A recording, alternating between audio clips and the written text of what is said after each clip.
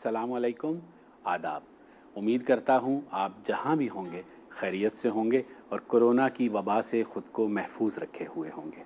जैसा कि आप जानते हैं, हमारे यहाँ रिवायत है कि हम चाय ख़ाने में किसी ऐसे मेहमान को मदऊ करते हैं जिसका ताल्लुक़ फ़नून लतीफ़ा से होता है। और अगर आप मुझसे पूछें तो फ़नून लतीफ़ा की एक ऐसी शाख जिसमें मेरी बेइंतहा दिलचस्पी है, लेकिन मुझे उसकी अलीफ़ बे भी नहीं आती, मैं अगर आपको बिल्कुल डायरेक्ट बात करूं। मगर जब भी मैं उस शाख से जुड़े हुए लोगों से बात करता हूं तो हकीकी मानों में मुझे बहुत कुछ सीखने का मौका मिलता है। तो आज का शो मेरे सीखने का शो है, आपके भी सीखने का शो है, क्योंकि जो मेहमान शख्सियत आज हमारे यहाँ मौजूद हैं उनके पास ना सिर्फ काम बल्कि फ़िक्र और उसके साथ वो जहतें हैं जो बहुत कम फ़नकारों में, बहुत कम आर्टिस्टों में होती हैं। वो कौन हैं, क्या करते रहे हैं, आज तक क्या काम किया है, ये सब समझने के लिए हमें एक छोटा सा पैकेज देखना होगा उनकी ज़िंदगी और उनके काम के बारे में। तो आइए ये पैकेज देखते हैं।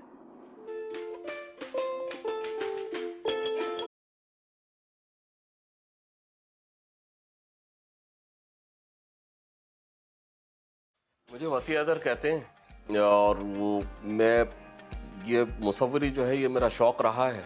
76 में जब कायद आज़म का 7 साला जश्न मनाया गया तो मैंने एक किताब कायद आज़म के 72 साल के हवाले से एक टाइटल बनाया जो उस किताब पे गया। पिक्चर से भी ताल्लुक़ रहा, लेकिन बात ये हुई कि मैंने अब तमाम चीज़ों को उस वक्त तर्क करके और सिर्फ मुसव्वरी की तरफ ध्यान दिया। और 1989 में मेरा पहला सोलो शो हुआ। सब्जेक्ट्स में शुरू से लेकर अब तक कैलीग्राफी भी रही, फिर टाइम एंड स्पेस, ज़मान व मकान के हवाले से मैं पेंटिंग्स बनाता रहा। कुछ चेहरों के एक्सप्रेशंस, मूड्स, इस तरह की चीज़ें भी मैंने पेंट करी।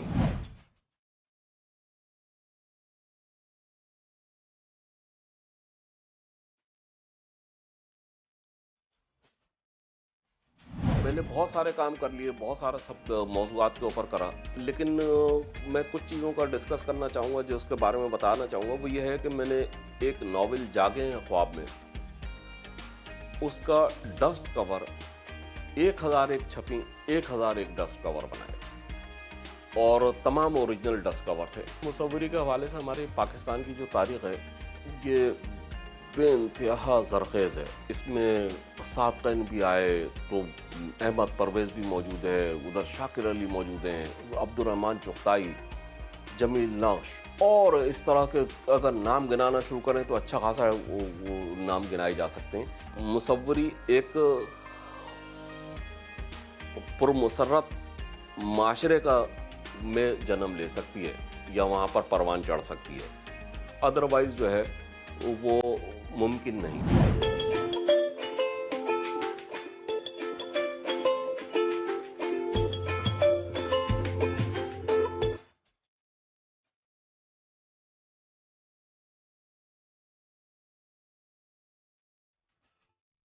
जी हाँ, तो हमारे चाय ख़ाना में कौन मौजूद हैं आप तो पहचान ही गए होंगे, तो हम खुशामदीद कहते हैं। अस्सलाम वालेकुम वसी हदर, कैसे हैं आप?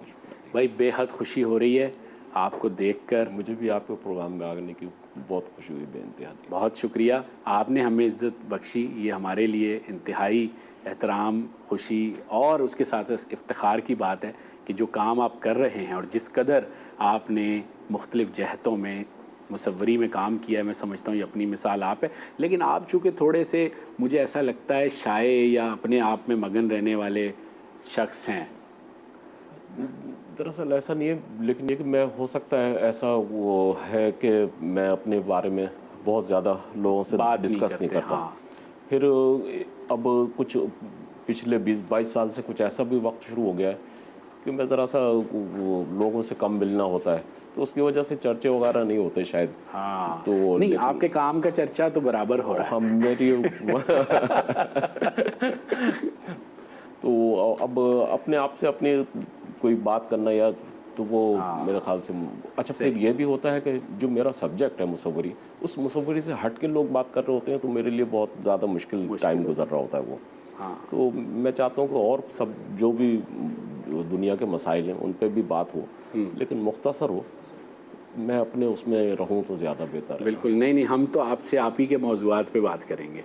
तो हमारे नाजरीन ये ज़रूर जानना चाहेंगे और मैं भी जानना चाहता हूँ कि हमें फ़िल्म के शोबे में और अदब के शोबे में, शायरी में और इस तरह की शोबिज़ वग़ैरह में तो पता चलता रहता है कि नए रुझानात क्या हैं, मगर मुसव्वरी में हमारे पास ज़रा मौक़े कम होते हैं कि हम ये जान सकें। तो हमें ज़रूर बताइए कि अब नई सदी शुरू होने पर ये जो 20 साल पूरे हो गए हैं, तो क्या इसमें बदलाव आया दुनिया में, पाकिस्तान में? अच्छा, मुझे कुछ ऐसा महसूस होता है जैसे कि मैंने जो भी स्टडी की, तो मेरा अपना ज़ाती ख्याल है जी कि देखें, तब्दीली तो हर शोबे में आ रही होती है। तो वो रुझानात जो है ना, जो आप कह रहे हैं, तो वो रुझानात में भी किसी न किसी तरीके से उतार चढ़ाव आते रहते हैं, मुख्तलिफ़ चीज़ें होती रहती हैं डिफरेंट। तो वो वक्त के साथ साथ होती हैं। हमारे इस मुसव्वरी की फील्ड के अंदर आज से 300-400 साल पहले अगर देखा जाए तो वहाँ से होता होता यहाँ तक पहुँचा, तो वो सारा ज़माना एक जैसा नहीं रहा है। नहीं रहा। ये ज़रूर है कि बहुत सारे सब्जेक्ट्स ऐसे हैं, बहुत सारी चीज़ें कि वो उनके ऊपर बेइंतहा मुसव्वरों ने काम करा, लेकिन ये नहीं कहा जा सकता कि इसमें तब्दीली रूनुमा नहीं। तो तब्दीली भी होती रही है। तो ये तो आप जिस वक्त के साथ साथ जिस ज़माने में ढलते चले जाते हैं, मतलब मैं अगर अपने बारे में कहूँ, जो मैं इस एज में बैठ के, तो आप देखें मैंने 60s का भी दौर बचपन गुजार दिया, 70s का दौर, आप देखें तमाम ये दहाइयाँ जितनी भी हैं ना, वो दहाइयाँ एक दूसरे से मुख्तलिफ नज़र आती हैं मुझे। आप पूरा सिनेरियो दुनिया का आप देख लीजिए, वो हर दहाई पे चेंज होता चला जा रहा है ना। अब हम जिस दहाई में दाखिल होने वाले हैं, अगली दहाई, हम कोरोना के साथ में जाएंगे। सही बात। तो लाज़िमात है हमारी फीलिंग्स, हमारी हर बात जो है वो उसमें फ़र्क आता रहता है, चीज़ों एक्सप्रेशंस मुख्तलिफ होते जाते हैं। उसकी वजह से जो है वो तमाम शोबों पे कुछ चीज़ें असरअंदाज होती हैं और फिर लाज़िम बात है कोई नई चीज़ें नज़र आती हैं। सही बात जी। तो अब अगर मैं 60s के दौर में बैठ के, मतलब इस वक्त में बैठ के और 60s के दौर का काम करना चाहूँ, तो मेरे ख्याल से शायद लोगों को पसंद नहीं आएगा या लोग उसको समझ नहीं पाएंगे। लेकिन आर्ट तो आर्ट है, लेकिन उसके बावजूद जो है हम जिस पीरियड में रह रहे होते हैं ना, उस पीरियड के साथ में भी कुछ चलना पड़ता है थोड़ा बहुत। अभी जो इसमें मुसव्वरी में अब कंटेम्प्रेरी आर्ट कहलाने लगा है, वो एक बड़ा है, दिलचस्प है, लेकिन मुझे ऐसा महसूस होता है कि शायद उसमें अपनी जो मुसव्विर की अपनी शनाख्त है ना, वो कहीं गुम हो जाती है। अच्छा जी। लेकिन कंटेम्प्रेरी में पूरी दुनिया में बड़ा काम, बहुत ज़्यादा काम हो रहा है। तो कंटेम्प्रेरी आर्ट में क्या मौज़ूआत होते हैं? नहीं, वो मुख्तलिफ मौज़ूआत हैं, उनके अपने मौज़ूआत हैं, उनका अपने तरीक़ेकार हैं पेंट करने के। वो एक किसी किस्म का आप उसको कह सकते हैं कि कुछ उसमें पेंटिंग में टेक्निकल चीज़ें भी ऐसी हो जाती हैं। लेकिन वो हम इतने ज़्यादा एडवांस हो के अगर सोचेंगे ना, तो हम अवामी सतह के ऊपर फिर चीज़ों को फ़रोग़ नहीं दे सकते।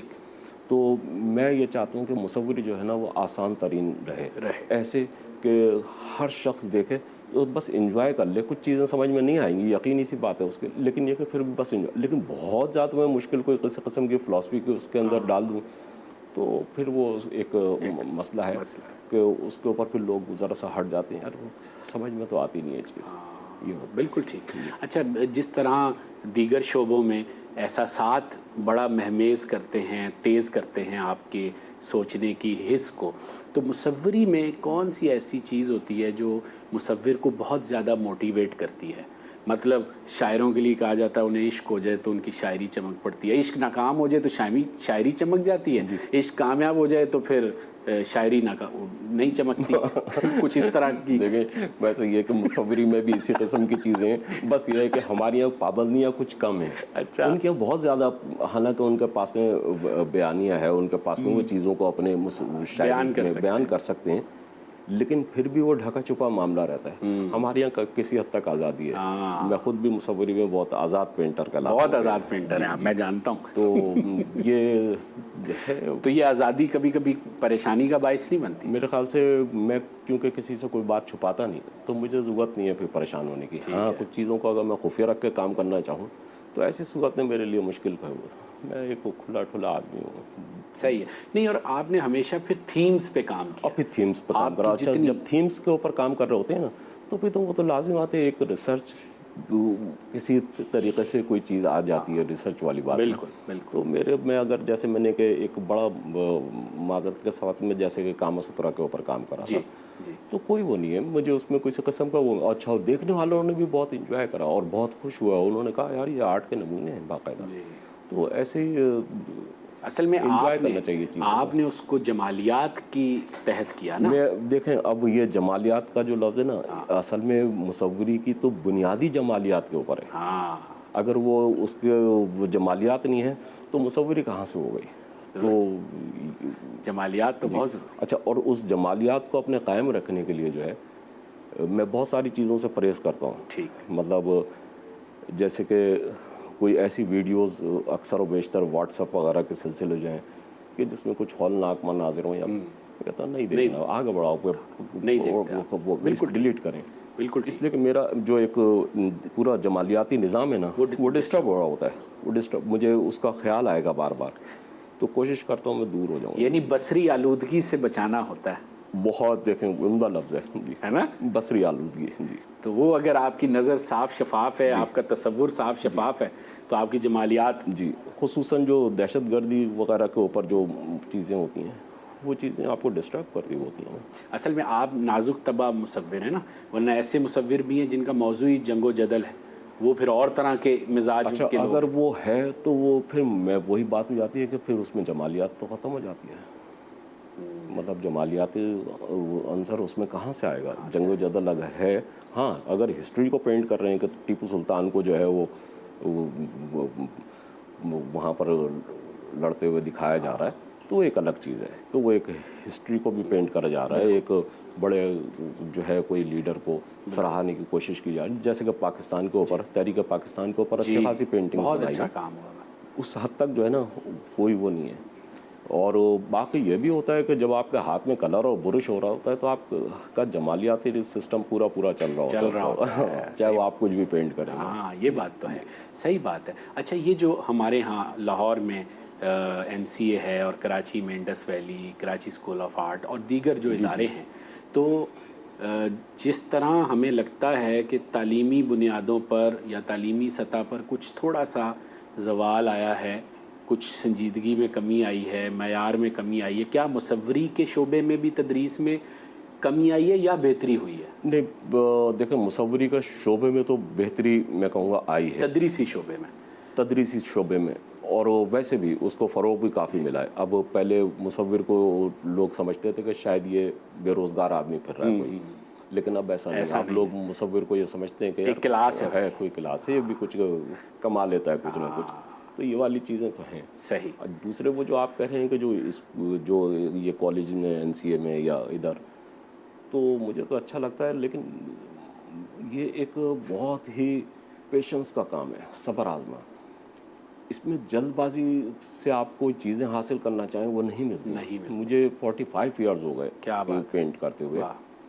अब जाके जो है ना वो मुझे चाय खाना के ऊपर जो है खुर्रम सोहेल ने बुलाया है। अरे अरे अरे अरे नहीं, आप बड़ा काम कर रहे हैं। तो इंतज़ार करना पड़ता है। सही बात है। मतलब इंतज़ार क्या करना पड़ता है, आपको खुद ब खुद होता है। आपका जुनून सच्चा होना चाहिए। आप जुनून के साथ में अपने काम को लगन के साथ में करते रहिए, आपको हासिल होंगी चीज़ें। क्या बात है। तो आपको इसी बात पे हम हमारे चाय खाने में आए हैं, आपको अच्छी सी चाय पिलवाते हैं ताज़ा, और इसी दौरान एक ब्रेक लेते हैं। ब्रेक से वापस आएंगे तो मेरे नाजरीन और हम सब मिलकर चाय पिएंगे।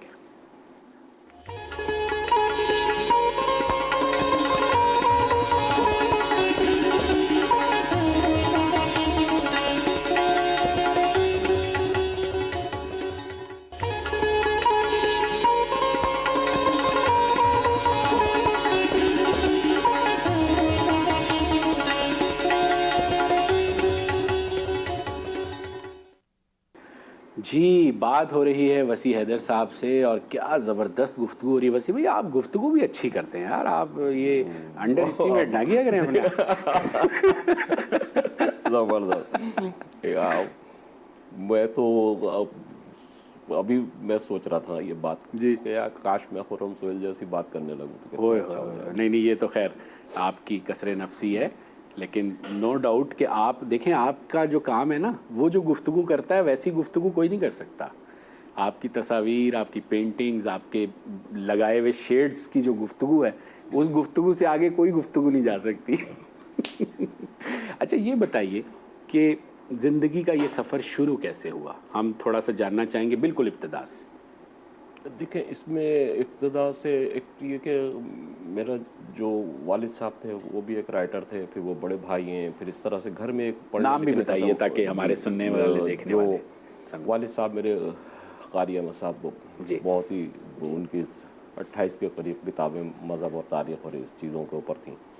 फिर बड़े भाई जो है वो ख्वाजा रज़ी हैदर, जी, बिल्कुल। आपको वाकिफ़ हैं उनसे। बिल्कुल। तो मेरे ख्याल से जब ऐसे लोग इतने सरपरस्त मौजूद हो ना, तो कुछ ना कुछ चीज़ें तो उनको देख के एक आइडियल बन रहा होता है ना कुछ चीज़ों का। लेकिन शोबा मेरा मुख्तलिफ हो गया मुसव्वरी का। उसकी वजह ये रही कि मुझे 9th क्लास में मैंने टेक्निकल ड्राइंग मैंने ली, अच्छा और उस टेक्निकल ड्राइंग में मैं फेल भी हो गया। अच्छा और फिर उसके बाद में अगले साल जब दिया तो उसमें जो है मेरे नंबर भी बहुत ज़्यादा आ गए। फिर अच्छा। जी, फिर मैं कहीं जो टेक्निकल ट्रेनिंग सेंटर था उसमें 18 मंथ का एक कोई कोर्स वगैरह करा सिविल ड्राफ्ट्समैनशिप के हवाले से। तो फिर वो आर्किटेक्चर और इन चीज़ों से भी मेरी वाकफ़ियत हो गई, मेरी ड्राइंग भी और मजबूत होना शुरू हो गई।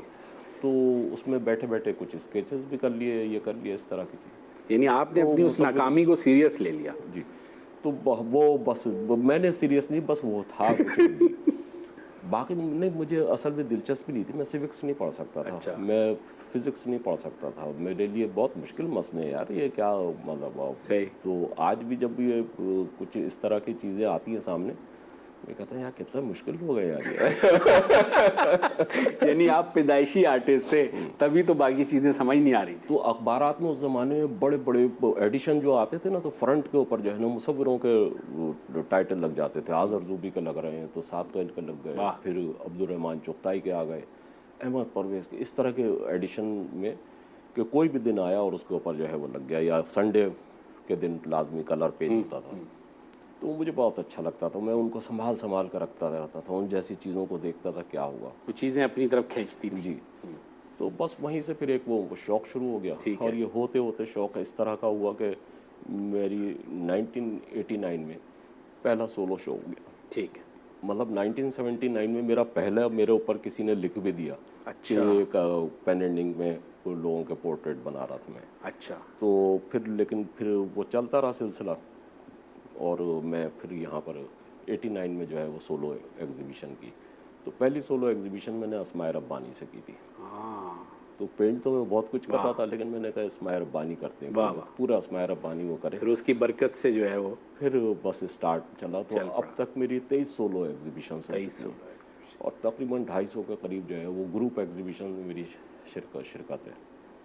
और मैं अगर वो उस तरह से देख रहा होता हूँ चीज़ों को, पिछले दिनों मुझे किसी ने कहा कि यार वो आपका किसी जगह पे हमें सीवी सबमिट, हम लोगों का सीवी कैसे हो सकता है, मतलब मेरी समझ में नहीं आया कि ये मैं क्या सीवी बनाऊँ। तो उसके अंदर सही बात है। तो मैंने अपनी कुछ चीज़ें जो है ना उनको कंसाइज करके मैंने भेज दी, तो वो 42 पेजेस पे थे। ओह।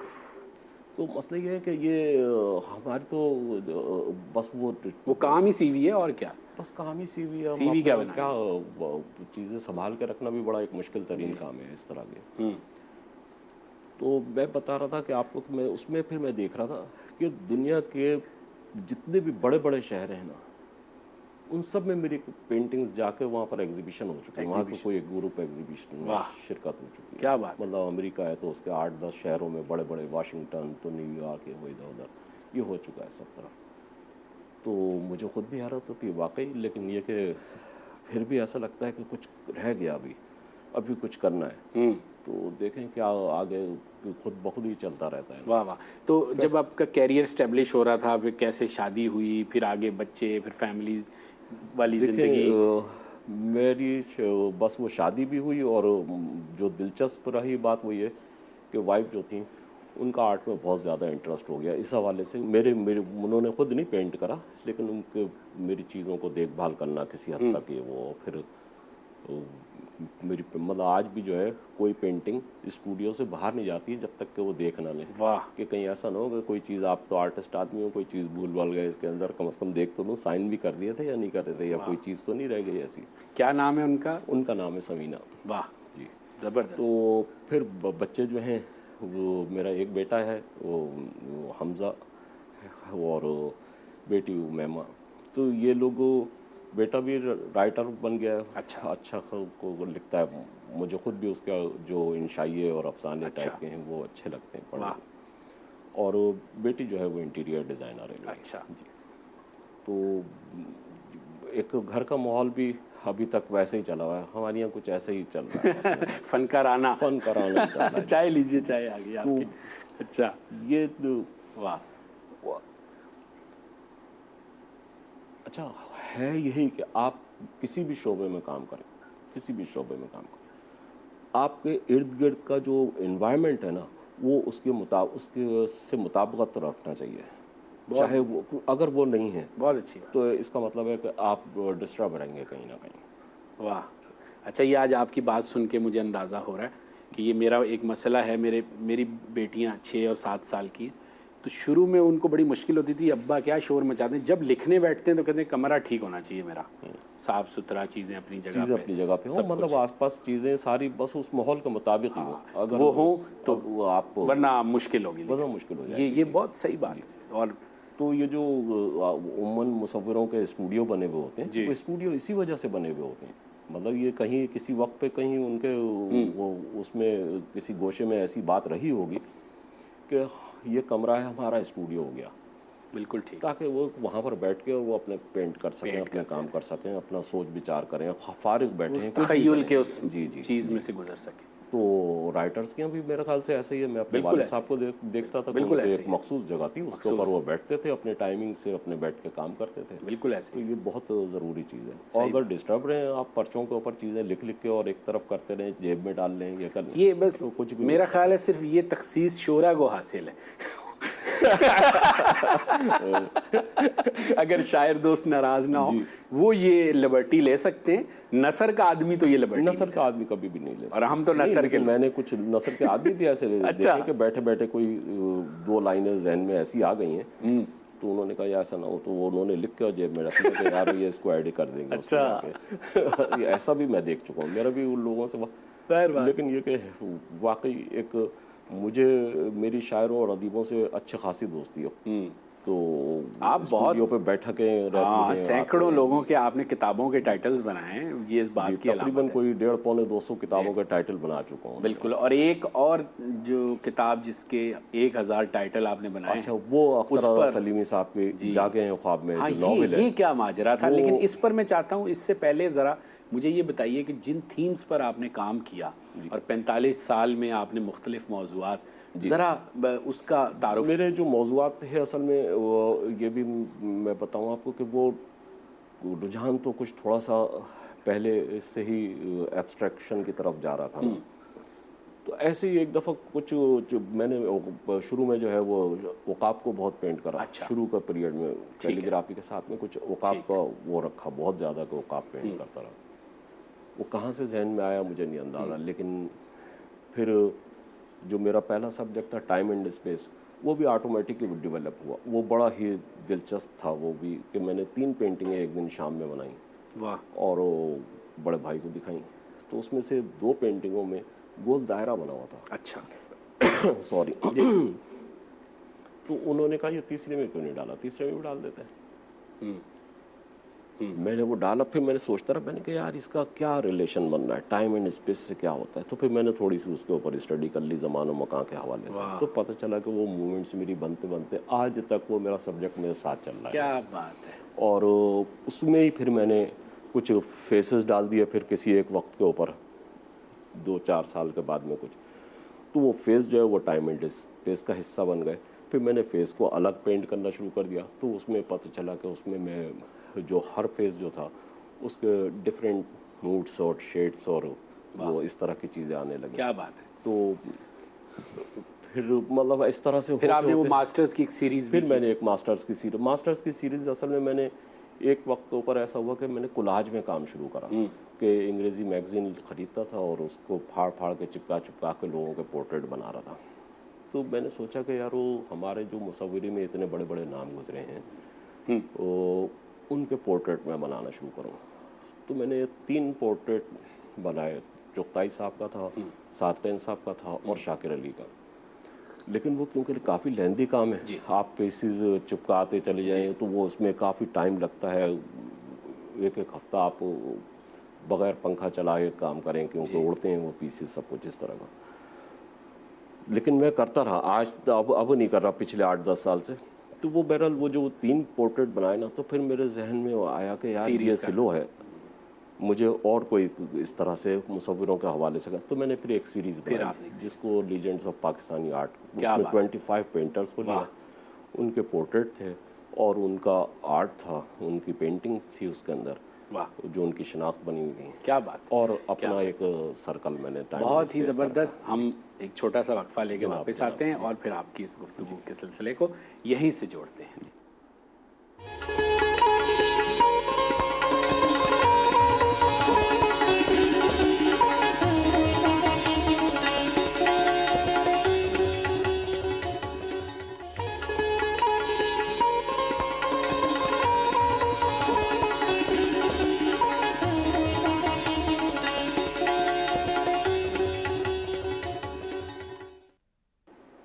जी हाँ।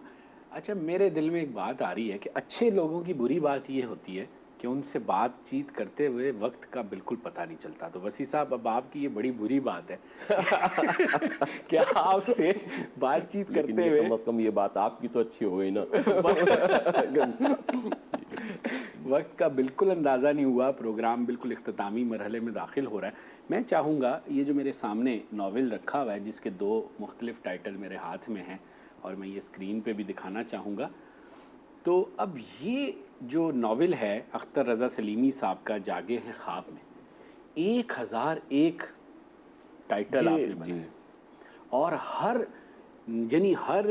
जिल्द का अलग जो है उसकी टाइटल, यानी जिसने भी ये नावल ख़रीदा उसने, यानी ये पेंटिंग भी मिली उसको बिल्कुल। और ये किस तरह हुआ? और ये तो वर्ल्ड रिकॉर्ड है, ये कहीं इसका कोई इंदराज करवाया आपने? मैंने तो अपनी पूरी ज़िंदगी में नहीं सुना कभी इस तरह।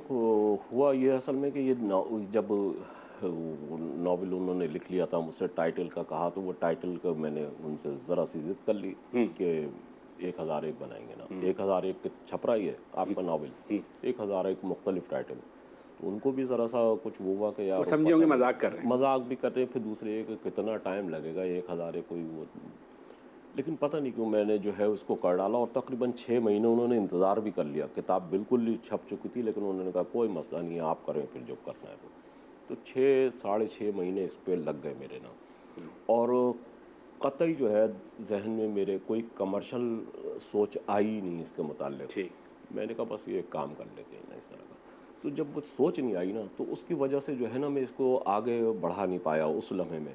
लेकिन जब इसकी लॉन्चिंग हुई है और वहाँ पर वो जमाल शाह साहब जो हैं उन्होंने भी कुछ इसके बारे में बात करी थी टाइटल्स के हवाले से, और भी दीगर जो थे, तो वहाँ पर एग्जीबिशन भी कर दी थी हमने टाइटल्स, यानी बुक लॉन्चिंग और एग्जीबिशन साथ साथ हुई। तो वहाँ पर एक साहब ऐसे थे जो कि वो कश्मीर के कोई वज़ीर आज़म के मुशीर वगैरह थे।